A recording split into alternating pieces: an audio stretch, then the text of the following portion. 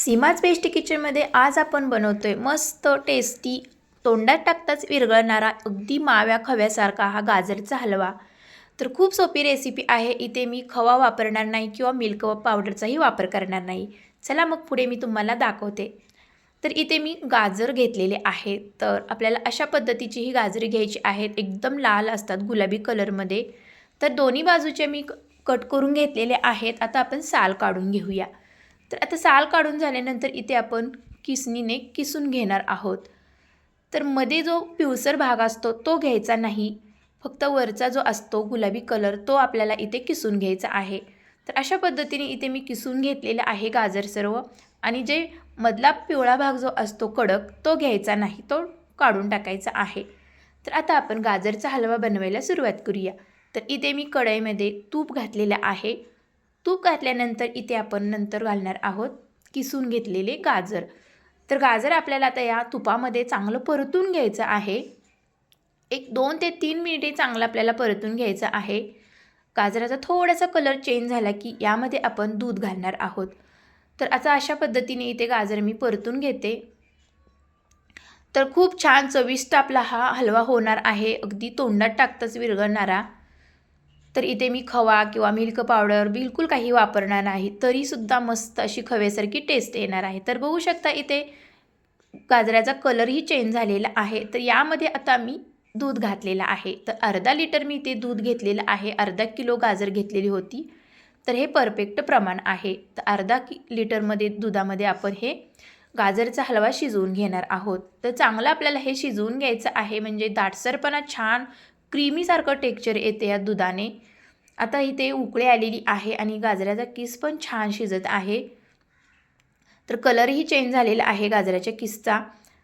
तर रटरट असं हे गाजर शिजत आलेलं आहे आणि आटतही आलेलं आहे। तर अशा पद्धतीने हे आटल्यानंतर इथे आपण दुधावरची जी साई असते, तर या साईमुळेच आपल्या गाजराच्या हलव्याला माव्या किंवा खव्यासारखी चव येणार आहे। तर खूप छान मस्त अशी चव येते। दुधाची साई वापरा नक्की। तर वाटी भरून मी इथे साई वापरलेली आहे।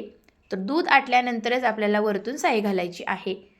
तर आता तोपर्यंत इकडे आपण काही ड्रायफ्रूट्स आहेत ते तुपामध्ये तळून घेऊया। तर एकदम बारीक मी केलेली आहेत, अशी थोडीशी मोठी ठेवलेली आहेत। तर तुपामध्ये चांगली गोल्डन होईपर्यंत तळून घ्यायची आहेत। खरपूस अशी ही ड्रायफ्रूट्स तळून झालेली आहेत। तर तिकडे आता आपलं गाजराचं जे दूध आणि साई घातलेली होती ती आता छानपैकी अशी आटलेली आहे। तर इथे नंतर आपण साखर घालणार आहोत। तर 1 वाटी भरून मी इथे साखर घातलेली आहे। तुमच्या आवडीप्रमाणे तुम्ही कमी जास्त वापरू शकता। नंतर थोडीशी वरतून घातलेली आहे। तर आता आपण ही मिक्स करून घेऊया। तर साखरेचं पाणी सुटतं। साखरेचं पाणी सुटल्यानंतर पुन्हा एकदा आपल्याला छान आटवून घ्यायचं आहे आणि किंचित थोडंसं मीठ घालायचं आहे। कोणताही गोडीचा पदार्थ असल्यानंतर थोडंसं तिथे मीठ घालायचं आहे, म्हणजे छान असा गोडवा उतरतो। तर बऱ्यापैकी आपलं हे छान आटलेलं आहे।